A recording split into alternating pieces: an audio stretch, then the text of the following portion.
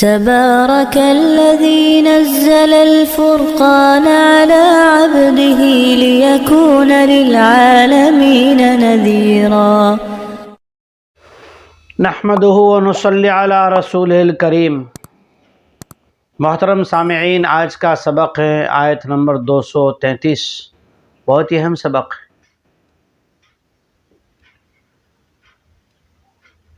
وہ سبق کیا ہے؟ پیدا ہونے والے بچے کے دودھ پلانے کی ذمہ داری کس پر ہے، اور پھر اس کا خرچہ کس پر، اور دودھ پلائے تو اس کی مدت کیا، کتنے دن، کتنے مہینے۔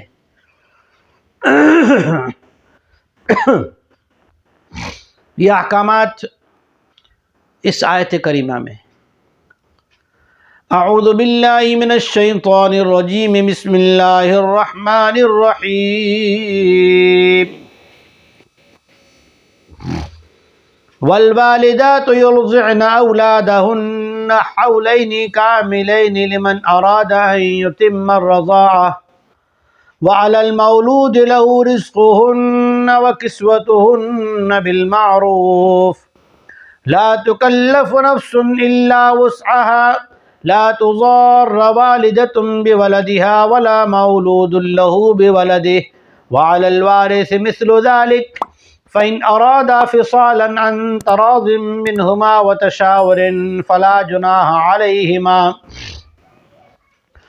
وإن أردتم أن تسترضعوا أولادكم فلا جناح عليكم إذا سلمتم ما آتيتم بالمعروف واتقوا الله واعلموا أن الله بما تعملون بصير۔ اور دودھ پلانے والی مائیں، چاہے وہ طلاق شدہ عدت میں ہوں یا آزاد ہوں، اپنے بچوں کو 2 سال تک دودھ پلائیں، اور اگر مکمل کرنا چاہیں تو 2 سال دودھ پلائیں، اور اگر ان کا ارادہ 2 سال سے پہلے دودھ چھڑانے کا ہو تو چھڑا سکتی ہے۔ لیکن دودھ پلانے کے زمانے میں اس دودھ پلانے والی ماں کا خرچہ اس بچے کے باپ پر ہوگا، لباس کا، کھانے پینے کا، بیماری اور اس کے ضروریات کا خرچ جو ہے وہ اس بچے کے باپ پر ہوگا، اور وہ کس اعتبار سے ہوگا؟ لا تکلف نفس الا وسعها، جس حیثیت کا وہ باپ ہے اسی حیثیت کا ہوگا، اور اس کے نان نفقہ اور اس کا خرچہ اس کی سیلری اور اس کی آمدنی کے اعتبار سے ہوگا، اس کی آمدنی سے زائد پر اس کو مجبور نہیں کیا جائے گا۔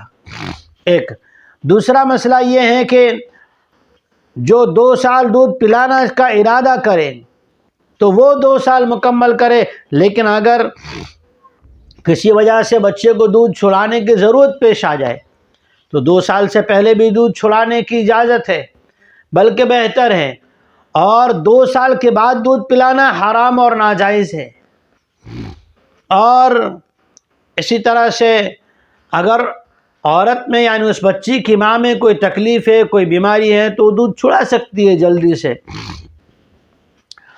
لا تضار والدۃ بولدها ولا مولود له بولده، ماں کو اگر ماں کے اندر کوئی بیماری ہے یا اسے دودھ کم ہے یا کوئی ڈاکٹر کی طرف سے مشورہ ہے کہ بھئی ان کا جو ہے زیادہ دودھ نہ پلایا جائے، کوئی تکلیف ہو گئی ہے، تو پھر ماں کو مجبور نہ کیا جائے، بلکہ اس کا انتظام باپ کرے۔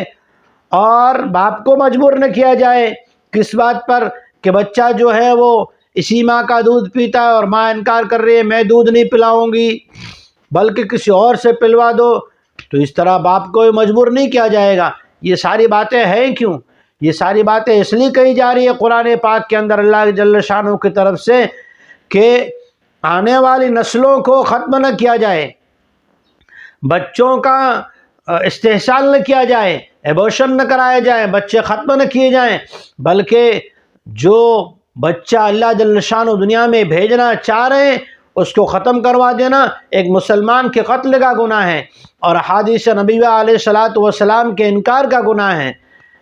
جس طرح سے آج کے دور میں جو نئی شادیاں ہوتی ہیں، آج کے نوجوان لڑکے لڑکیاں سارے ہی شروع سے اس بات کو آپس میں جو ہے مشورہ کر کے انڈرسٹینڈ کر کے کیا کرتے ہیں کہ ہمیں بچے ابھی نہیں چاہیے، حالانکہ میرے آپ کے نبی جناب رسول اللہ صلی اللہ علیہ وسلم کہہ رہے ہیں میں ایسے امتیوں پر فخر کروں گا جو ایسی لڑکیوں سے، ایسی عورتوں سے شادی کریں جو دو چیزوں کی مالک ہوں، ایک بچے زیادہ جننے والی ہو، دوسرا اپنے شوہر سے زیادہ محبت کرنے والیاں ہوں۔ حضور تو کہہ رہے ہیں ہم اسے پسند کرتے ہیں، اور آج کا نوجوان مسلمان لڑکا اور لڑکی شادی ہونے کے بعد اس چیز سے نفرت کرنے لگتے ہیں۔ یہ ذہنی طور پر اسلامی احکامات کا انکار نہیں تو اور کیا ہے؟ یہ اللہ جل شانہ کے سچے نبی صلی اللہ علیہ وسلم کی سنتوں کی، حدیثوں کی، آپ کے فرامین کی مخالفت نہیں ہے تو اور کیا ہے؟ اور اگر حمل ٹھہر بھی گیا اور امید سے عورت ہے بھی تو اسے تانے دینا اور اسے کسی بھی طرح سے کر کے بچے گروا دینا، یہ ساری اکثر مسلمان عورتیں، بچے بچیاں اس کے اندر جو ہے رات دن سوچ میں لگے ہوئے ہیں اور یہودیت کی اسکیموں کے ہم شکار بن رہے ہیں۔ ہم نے قرآن مجید نہیں پڑھا اور سنا نہیں، سمجھا نہیں۔ ایک مسلمان کا قتل یعنی بچے میں روح آ گئی، بچہ حمل میں ٹھہر گیا، کسی ڈاکٹر کی مشورے کے بنا، کسی حکیم حاذق یعنی تجربہ کار حکیم کے مشورے کے بنا کہ اس کو عورت کو تکلیف ہوگی یا جان کا خطرہ ہے یا یہ مر جائے گی، ایسی کسی اچھی خیال رکھنے والے، اچھی سوچ رکھنے والے ڈاکٹر، آج کے ڈاکٹر جو ہے ان کے لیے مریض کسٹمر ہے نہ کہ مریض۔ ڈاکٹر آج کے دور کے اندر اکثریت ڈاکٹروں کی کسٹمر سمجھتی ہے اپنے مریضوں کو۔ تو ایسے ڈاکٹر اگر کہتے ہیں تو اس وقت مشورہ مفتیان کرام سے کیجیے اور اس کے بعد قدم اٹھائیے، ورنہ آپ کہیں قرآن آیات کا اور احادیث کا انکار کر کے اپنے ایمان سے کہ ہاتھ اندھو بیٹھیں۔ ڈرنے کی بات ہے عزیزو۔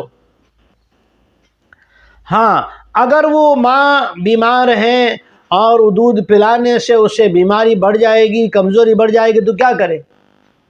تو پھر داعیہ یعنی دودھ پلانے والی اور دور حاضر میں دودھ پلاتی ہے، اگر کوئی رشتہ دار میں سے نہ اسے کوئی خرچہ دیا جاتا ہے، نہ اس کی عزت کوئی باقی رہتی ہے، نہ اسے کوئی پوچھتا ہے، قرآن مجید نے تو اس کا حق بیان کیا ہے۔ وَإِنْ أَرَدْتُمْ أَن تَسْتَرْضِعُوا أَوْلَادَكُمْ فَلَا جُنَاحَ عَلَيْكُمْ إِذَا سَلَّمْتُمْ مَا آتَيْتُمْ بِالْمَعْرُوفِ۔ اگر کوئی دودھ پلانے والی طے کرو مشورے سے تو کوئی گناہ نہیں ہے، لیکن ایک بات شرط ہے، وہ کیا ہے کہ اس کا معاوضہ، اس کی اجرت اور اس کے محنتانہ وہ اسے دے دیا جائے اور اس کو طے کیا جائے۔ اور پھر آخر میں اللہ تعالیٰ ایسے احکامات کے بعد ایک بات کہتے ہیں، وہ کون سی؟ وہ ایمان والے ہی میں آ سکتی ہیں۔ وَاتَّقُوا اللَّهَ وَاعْلَمُوا أَنَّ اللَّهَ بِمَا تَعْمَلُونَ بَصِيرٌ۔ اللہ تعالیٰ سے ڈرو۔ پتہ ہی چلا، مفسرین لکھتے ہیں اللہ سے جو ڈرے گا، جس میں تقویٰ ہوگا نا، وہ اللہ کے احکامات کو مانے گا۔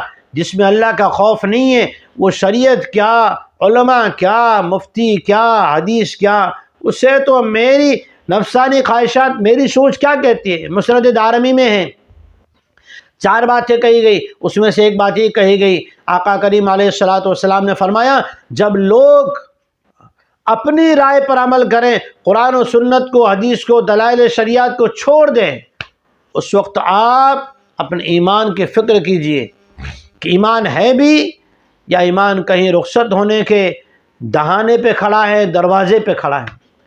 وَاتَّقُوا اللَّهَ وَاعْلَمُوا أَنَّ اللَّهَ بِمَا تَعْمَلُونَ بَصِيرٌ۔ اللہ جل شانہ کے دلوں میں جو ہماری باتیں پنپتی ہیں، جو اسکیمیں ہم بناتے ہیں، جو چھپ چھپ کر گھر کے اندر، بلینکٹ کے اندر، اپنے بیڈ روم کے اندر جہاں انسان نہیں دیکھتا، وہاں بیٹھ کر جو پلاننگ کرتے ہیں نا، اللہ تعالیٰ ان کاموں کو بھی بصیر دیکھنے والا ہے۔ اس لیے اگر ایسا کبھی ذہن سے گزرا ہو تو توبہ کیجئے اور احکامات شریعت پر عمل کرنے کی نیت کر لیجئے۔ اللہ تعالیٰ ہم سبھی کو اللہ کے احکامات پر، جناب رسول اللہ صلی اللہ علیہ وسلم کی پیاری سنتوں پر عمل کرنا نصیب فرمائے، عشق خداوندی، عشق محمد مصطفیٰ صلی اللہ علیہ وسلم نصیب فرمائے۔ وآخر دعوانا الحمدللہ رب العالمین۔